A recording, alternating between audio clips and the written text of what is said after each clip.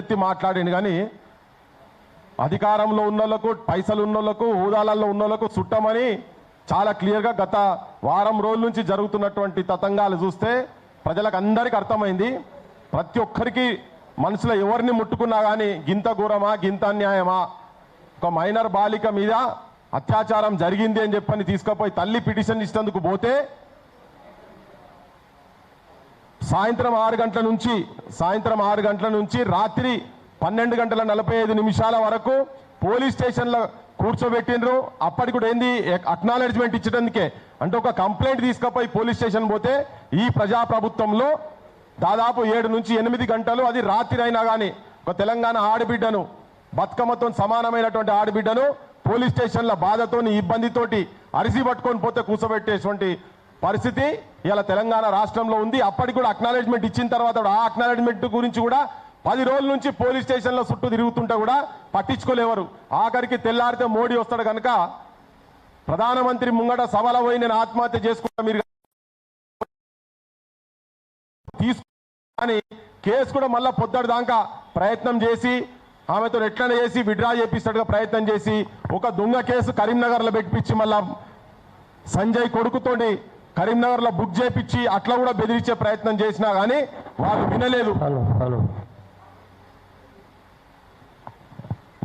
వినలేదు. వినకుండా గట్టిగా కూర్చున్నారు.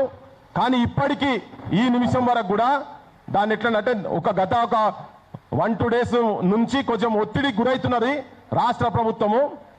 కేంద్రంలో ఉన్నటువంటి బీజేపీ ప్రభుత్వము, రాష్ట్రంలో ఉన్నటువంటి కాంగ్రెస్ ప్రభుత్వము దొందే అంటే ఇక్కడ ఉన్నటువంటి ముఖ్యమంత్రి అది మనం తెలంగాణ సమాజం దేశం మొత్తం చూసింది. ఎట్లెట్లా ఇగిలించుకున్నాడు, సక్కులగుల పెడితే ఎట్లా ఇగిలించుకుంటారు అట్లా ఇగిలించుకుంటారు అని ప్రధానమంత్రి మాట్లాడగానే ఈ ముఖ్యమంత్రి దండం పెట్టుకుంటా నువ్వు మా పార్టీలకు వస్తావు నువ్వు ఎక్కడికో పోతావు నాయన అంటే మరి ఏం బూటుపుటాని ఉన్నదో ఏందో మనకు ఎరకలేదు.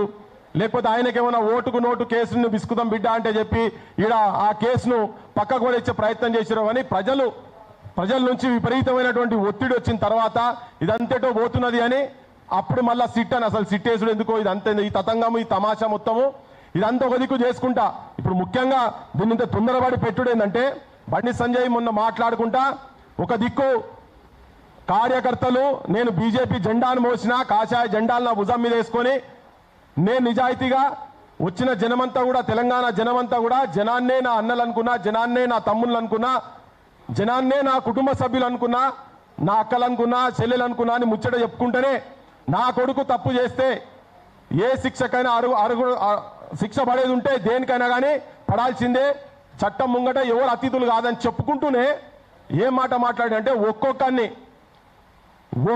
చూడు గుర్తుపెట్టుకొని ఒక్కొక్కరిని సంగతి చూస్తా, ఒక్కొక్కరిని అంతు చేస్తా అని దేవునికి సంబంధించినటువంటి సభల అది ఒక హనుమాన్ జయంతి నాడు దేవుని గురించి భగవంతుని గురించి మాట్లాడే కాడ ఆయన ఒక చునౌతి ఇస్తున్నాడు చిట్కెలు పెట్టి ఎవరిని వదిలిపెట్టా ఒక్కొక్కరిని సంగతి చూస్తాను. ఓ దిక్కు తప్పు జరిగిందని ఒప్పుకుంటూనే మళ్ళా భయపెట్టించే బెదిరించేటువంటి ప్రయత్నం చేస్తా ఉన్నాడు. సో ఎవరిని భయపెట్టిస్తున్నాడు ఈయనే? అసలు ఈ తెలంగాణ అంటేనే త్యాగాల నేల, సావుకి కూడా భయపడ్డాడు నీయసుంటాడు. మస్తు మందిని చూసిపోయారు, ఇట్లా అవలగాలని వచ్చిన మంది చూసుకుంటా పోయారు. మళ్ళీ మాట్లాడుకుంటేనే ఇప్పుడు ఇక్కడ బొమ్మ పెట్టేటప్పుడు కూడా అనుకున్నాం ఆయన బొమ్మ పెట్టాలనా లేదా అని. కానీ బొమ్మ ఇద్దరు కలిపి పెట్టుడు ఎందుకంటే ఒక కేంద్ర మంత్రి స్థానంలో ఉండి ఆ కుటుంబము వాళ్ళ బాధలు చెప్పుకుందామని ఇంటికి పోతే ఆ తల్లిదండ్రి ఆ మైనర్ బాలిక తల్లిదండ్రి ఇంటికి పోతే నేను ఒక సెంట్రల్ మినిస్టర్ను నాతో మీరు పెట్టుకొని మీరు ఈ భూమి మీద ఉండగలుగుతారా? ఇది ఈ మాటలు మాట్లాడుకుంటా బెదిరించుకుంటా ఇంకొకటి ఎంత అవమానంగా ఎంత హీనంగా ఎంత నీచంగా క్యారెక్టర్ అసాసిన్ చేసేటట్టుగా చిన్న పిల్లని చూడకుండా కూడా కొడుకు చెరిచి నాశనం పట్టించిందని చెప్పి కంప్లైంట్ ఇచ్చిన అంటే వాళ్ళు పోయి చెప్పిన తర్వాత కూడా బెదిరించి భయపెట్టించి మానసికంగా చాలా ఇబ్బంది పరిచి ఆయన చెప్తాడు వేదిక మీద నా భార్య డిప్రెషన్ గురైందన్నా, డిప్రెషన్కి పోతుందన్నా, నా కుటుంబం ఆగమంలో ఉన్నదన్నా అని చెప్తున్నాడు. అరే కొద్దిగానన్నా శరము సిగ్గుండాలి మీకు. మీరే ఉల్టా చోర్ కోతువాళ్ళు ఎక్కున్నది ముచ్చట. ఈయననే వీళ్ళే వాళ్ళని ఇబ్బంది పెడతారు, వీళ్ళే వాళ్ళను నీచంగా హీనంగా మాట్లాడతారు.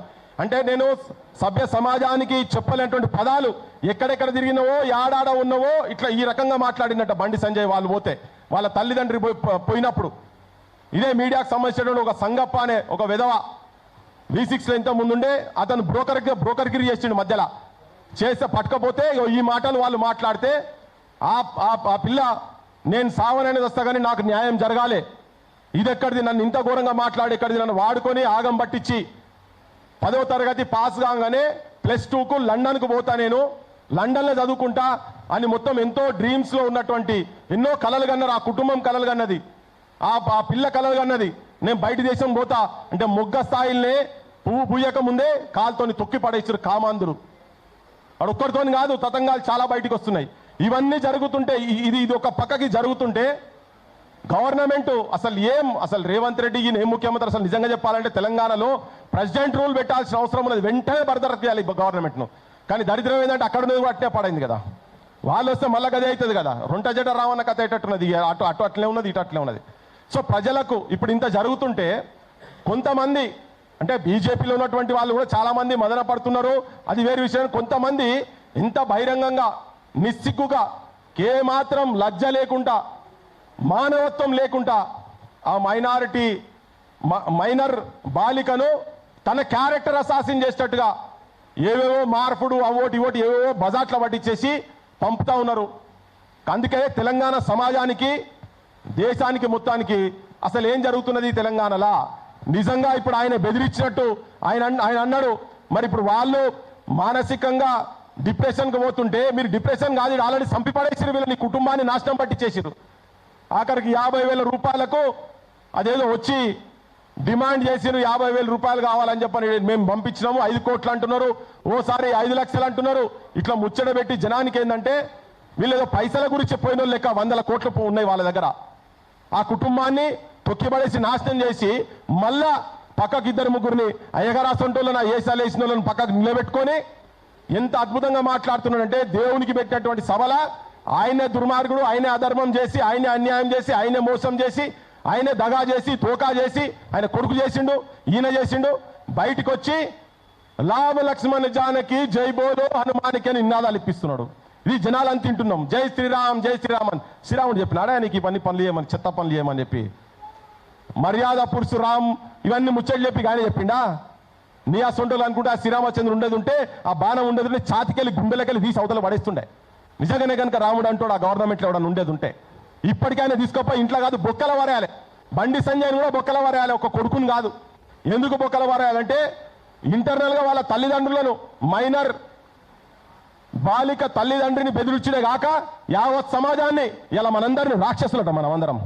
వాడు అంటాడు, బండి సంజయ్ వాడు అంటాడు, రాక్షసులందరూ మన వెంబడి పడుతున్నానా, మా కుటుంబం వెంబడి పడుతున్నానా అని. అరే నువ్వు చేసిన